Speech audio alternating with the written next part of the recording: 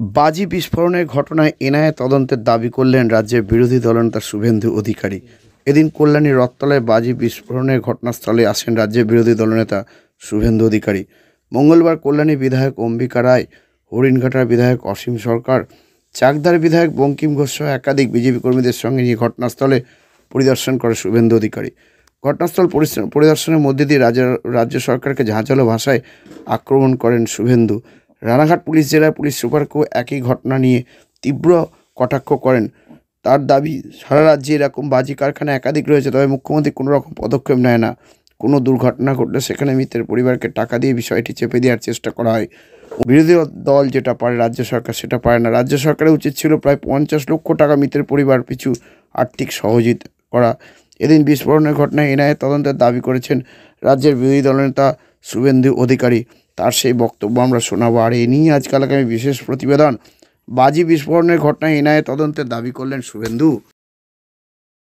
খাদিকুলের ঘটনার পরে মুখ্যমন্ত্রী এবং মুখ্যমন্ত্রীর প্রধান উপদেষ্টা আলাপন বন্দ্যোপাধ্যায় অনেক রোডম্যাপ, পরিকল্পনা এসব কথা বলেছিলেন।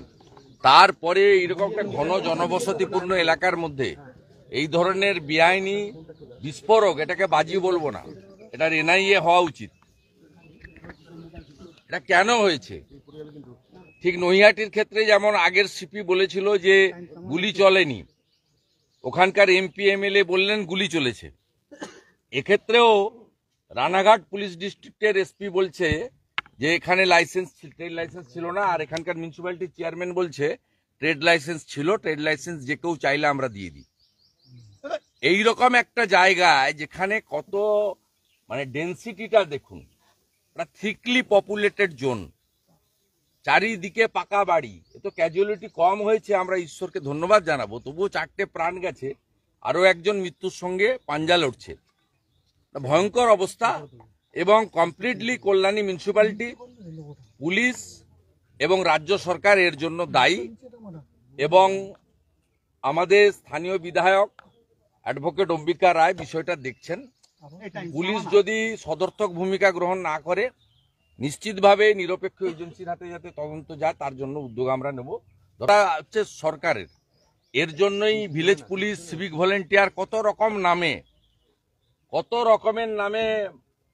রকমের নিরাপত্তা বাহিনী তৈরি করার গল্প গত আমরা শুনে এসেছি কার্যত 14 বছর ধরে।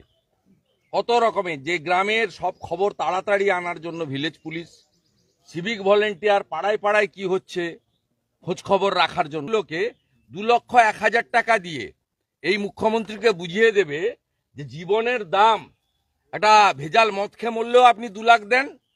আর এইভাবে আপনার সরকারের, আপনার পুলিশের, আপনার দলের পরিচালিত পুরসভার অবহেলা এবং কার্যত জ্ঞানহীনতার পরিচয়ের জন্য এই মৃত্যু হয়েছে।